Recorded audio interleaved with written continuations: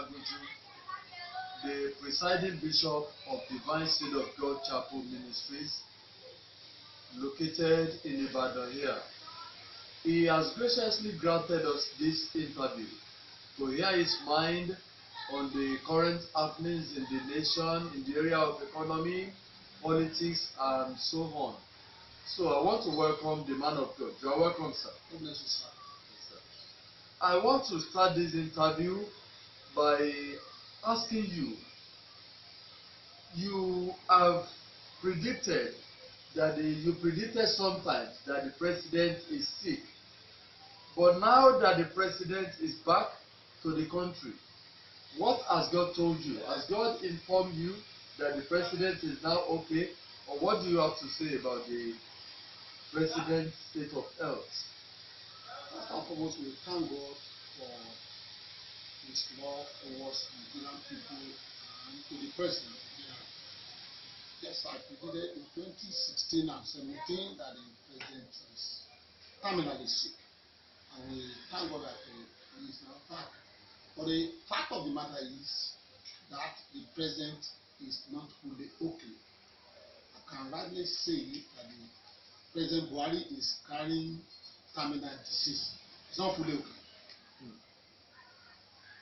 Then what do you think will happen now? As revealed to you by God. No, Nigerians should continue to pray for him. That's okay. All. Nigerians should continue to pray for him. That's all. Okay, thank you, sir. Then when the president returned from his medical trip in London, the president made a nationwide broadcast. What can you say? What is your view? What is your comment about the nationwide broadcast by the president? You see, when the president came in,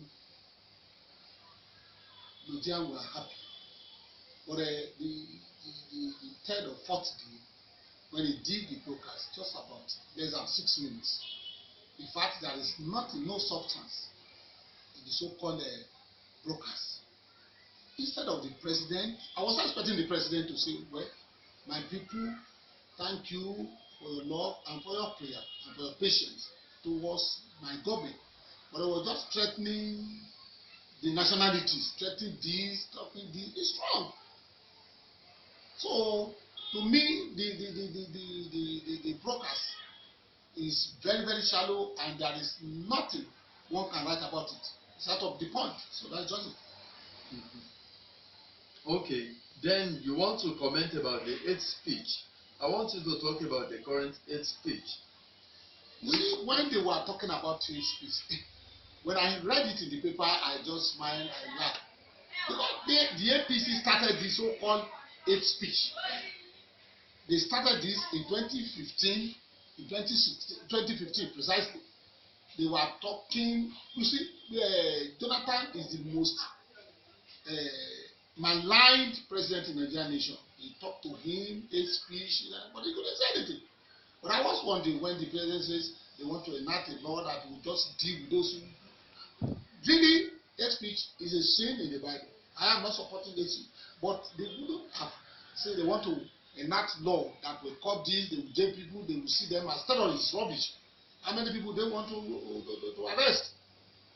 It's a way of silencing the opposition. That's to me. It's a way of silencing the opposition, so they don't want opposition to criticize their government, and they can't do anything.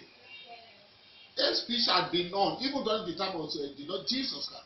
They were bringing all these sort of things, but they couldn't say anything. So it has been on. So to me, it's out of it. Are you now saying they are paying President Buhari's government back in his own coin? Yes, they were paying him back because they started the APC, started it. Why should they say they want to enact law now? It's out of it. It's out of it. Okay. Then what do you have to say about restructuring? Yes. Because many people have been asking the government to restructure the country.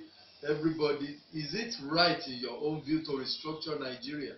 You see, the looking at my prophecy for 2017, the Lord say the lives of all these leaders will pass away before Nigeria pick up.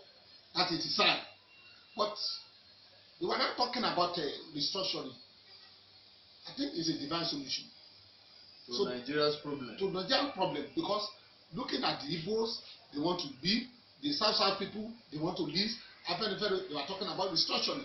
So if they should talk about restructuring now, I think they should embrace it. But what are we going to restructure? With the people of the North allow this thing to occur? And it's a divine solution. It's a divine solution to the problem on ground, because they need it. You see why many people doesn't even understand the meaning of restructuring. If they restructure Nigeria, yes, there will be no problem. I don't think the Igbo will say they want to go. The South will say they want to go. The Yoruba will not say they want to go. It's a way of correcting some anomalies.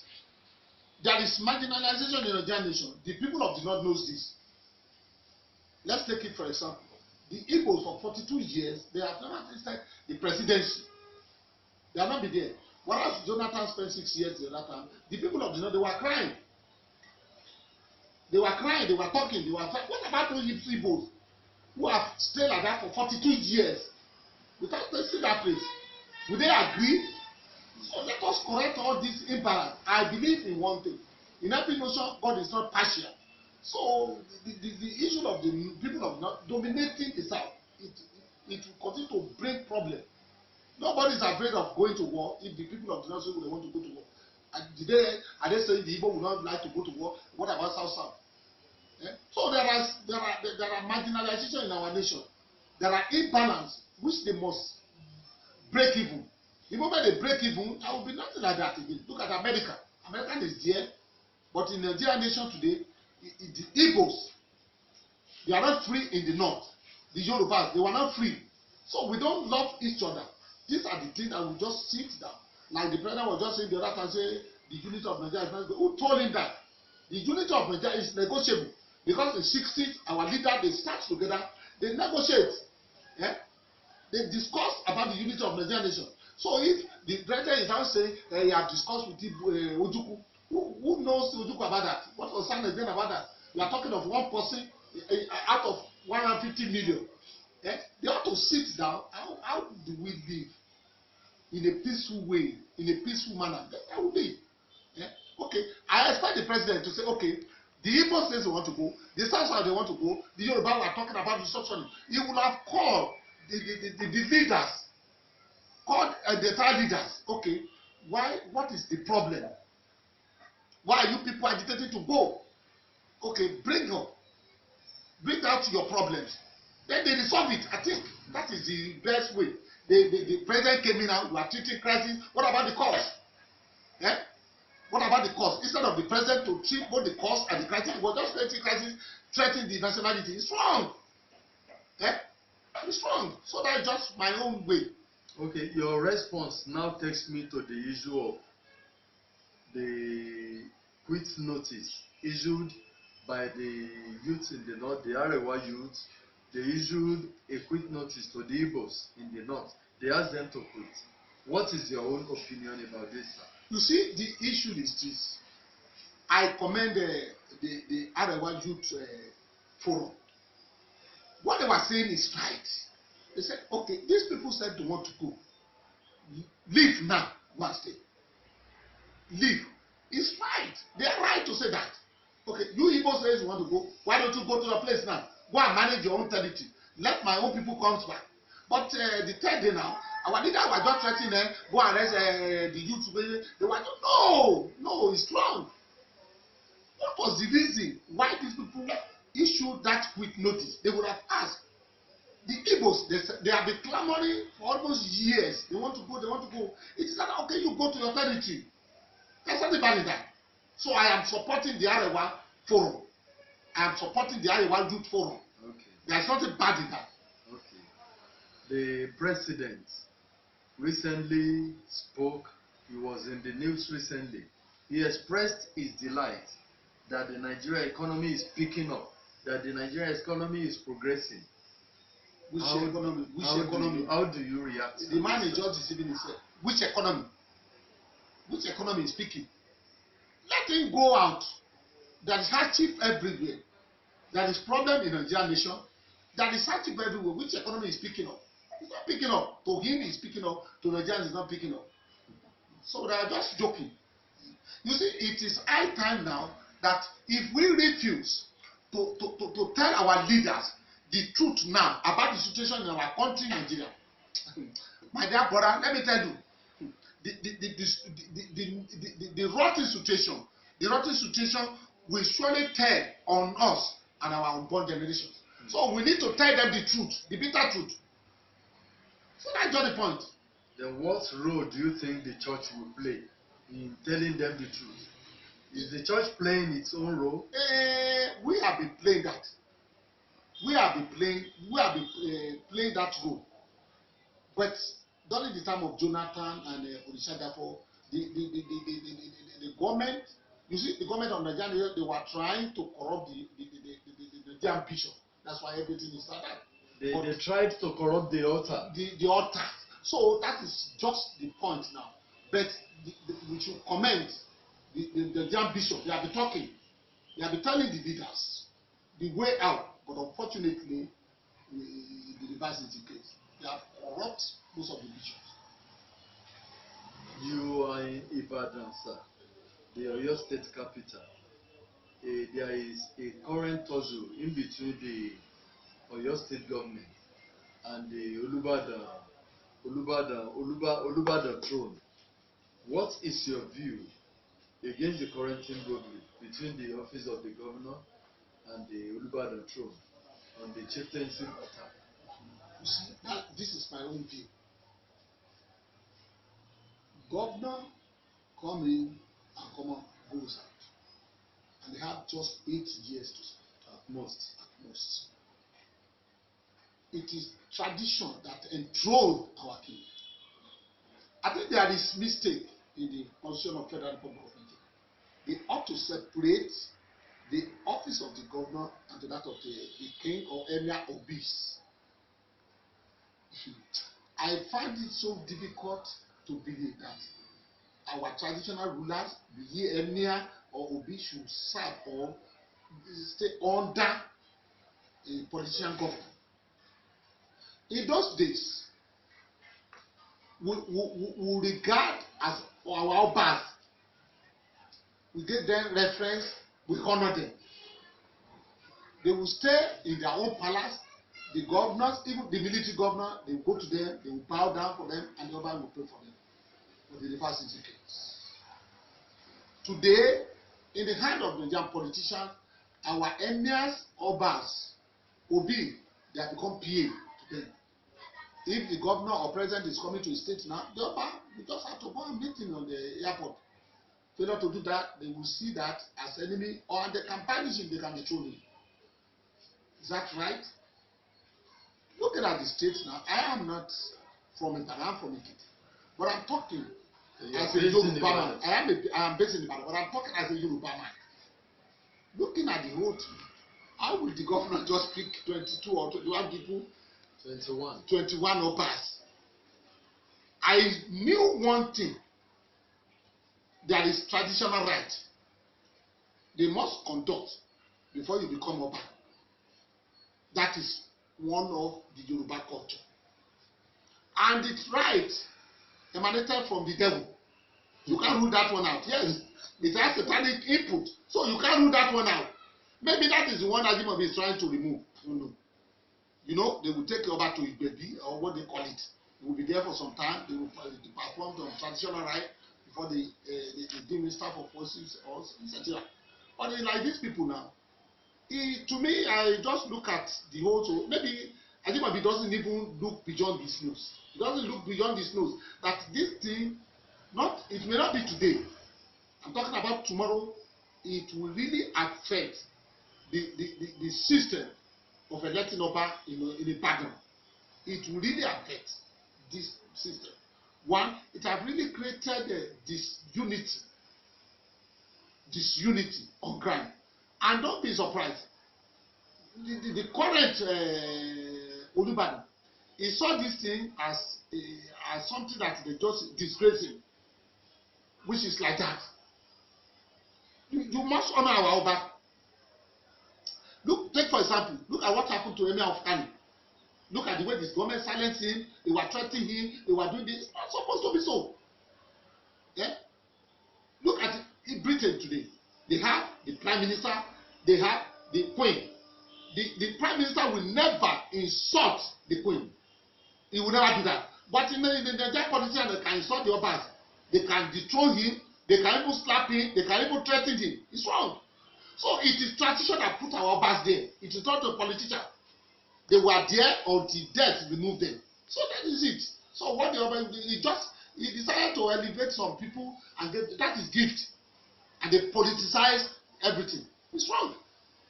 So Ajimobi politicized everything. Yeah? Yes, he politicized everything now. Look at the problem on ground now. Yeah? So you will discover at the end of the day, I consider everything that is going on apart from rebellion against Olubadan. It's not of rebellion against Olubadan. Yeah? If you want to change this, you cannot change tradition like that. Whoever tries to change that tradition, he will face the Muslim. Because it has occultic tone. Yes, input. So it's very difficult. Eh? And we are having to come from iniquity. In fact, we praise our forefathers the way they were electing their kings in Ibadan land. Yeah? Without any rancor, without any problem, without any sort of thing. Because where I happen to come from, if you don't have money, in those days, if they want to elect Oba, if they want to choose Oba, you have to meet the Ifa. And the fact will pick the person. But during the time of politician now, if you don't give money to Ifa will never pick anybody. But the politician will just manipulate them. They will manipulate the Ifa will now speak through money. So that is just the system that we are operating now. It's just unfortunate that Nigerian politicians, during their own period, during their own reign, they scatter everything. That's not the point. All we have been discussing for the past minute really showed that there is problem in the land called Nigeria. Serious one. What is your suggestion for the solution? How do you suggest the way out? What we need to do is to continue to pray for our nation, Nigeria. There is problem generally. Let me say this. In 2015, I had the grace to say I voted for Buhari. I support Buhari with everything. I gave him a 14-point agenda to some of my colleagues. We have an association of prophet pastors of Nigeria. We voted for him and we support him with everything, and he became Nigerian president by his case. But today, the reverse is the case. We gave him 14-point agenda. If Buhari should act, even if he gave us 50% of that 40-point agenda, we are okay. Nigeria need change. They were talking of change. We have never seen anything. It is problem from one problem to another problem over the place.